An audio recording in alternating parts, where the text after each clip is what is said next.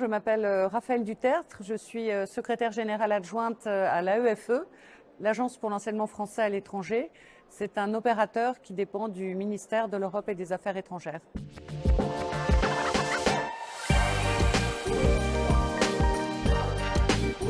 L'AEFE a comme première mission de soutenir la scolarité des enfants français à travers le monde. Voilà, cette disposition figure en bonne place dans la loi du 6 juillet 1990 qui a créé l'AEFE. Cet appui se fait de deux manières. D'abord en offrant un dispositif, un maillage très impressionnant dans le monde entier. Il y a 580 lycées dans 139 pays. Donc voilà, nos enfants qui s'expatrient peuvent trouver un établissement même dans les coins les plus reculés du monde. Et puis ce soutien se concrétise également de manière financière. Puisque la France, et c'est le seul pays au monde à le faire, finance des bourses scolaires sur critères sociaux à hauteur de plus de 100 millions d'euros par an. Et ce sont 20% de nos élèves français, c'est-à-dire 20% des 120 000 élèves scolarisés dans le réseau qui bénéficient de cette bourse.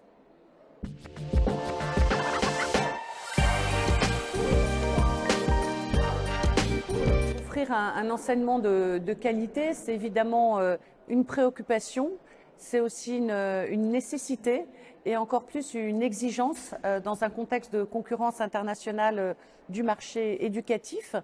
Pour l'enseignement français à l'étranger, cette exigence et ce soutien à la qualité prend deux formes. L'homologation, est octroyée par le ministère de l'Éducation nationale.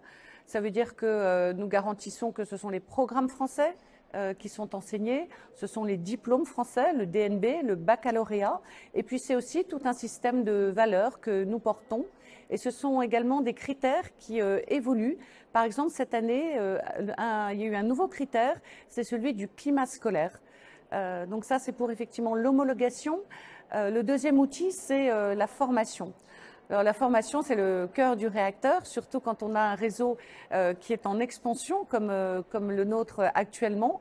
2022 est une date importante à retenir puisqu'il y a une loi de février 2022 qui a créé les instituts régionaux de formation. Il y en a 16 dans le monde entier et il s'agit de former l'ensemble des personnels.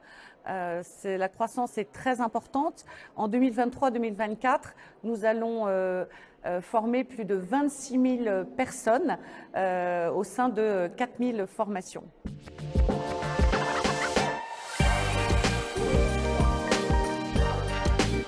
Il y a de multiples raisons de venir chez nous scolariser vos enfants, bien évidemment.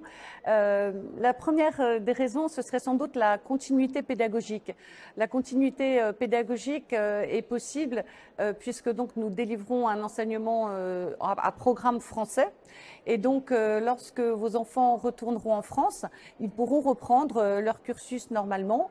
Et si jamais vous êtes expatriés dans un autre pays, ils continueront, voilà, ils continueront leur chemin, j'allais dire de manière sereine, équilibrée. Il n'y aura pas de choc. Voilà, ils pourront être des élèves heureux. Ça, c'est la première chose. La deuxième chose, c'est le plurilinguisme. On a dépassé les questions de bilinguisme. La conception de la France, et on le verra au sommet de la francophonie, c'est que le français doit être bien sûr la langue d'enseignement et porter aussi et partager j'allais dire son territoire avec d'autres langues qui sont enseignées dans le réseau. Il y a plus de 80 langues enseignées dans nos établissements et nous comptons plus de 430 sections internationales. C'est dire si effectivement les élèves que vous nous confiez sont ouverts au monde. Et enfin, choisir l'enseignement français à l'étranger, c'est choisir un réseau mondial. Un réseau unique au monde. Pourquoi? Parce qu'en fait, nos établissements, ce ne sont pas des petits champignons qui poussent comme ça partout sur la planète. C'est un réseau cohérent avec ses valeurs, avec ses échanges.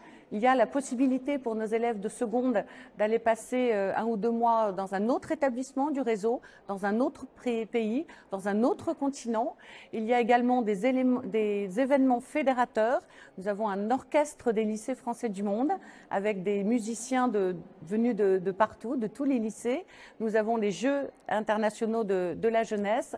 Nous avons aussi un concours de joutes oratoires au niveau du monde entier.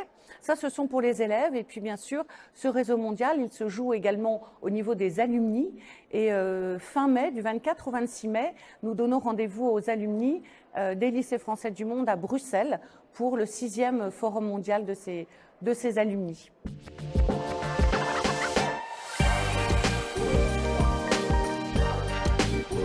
Alors, si vous voulez inscrire votre enfant dans un des 580 établissements de l'enseignement français à l'étranger, vous pouvez identifier cet établissement sur le site de l'AEFE, donc aefe.fr, et ensuite prendre directement la tâche de l'établissement sur son site internet. Il y aura toutes les modalités d'inscription.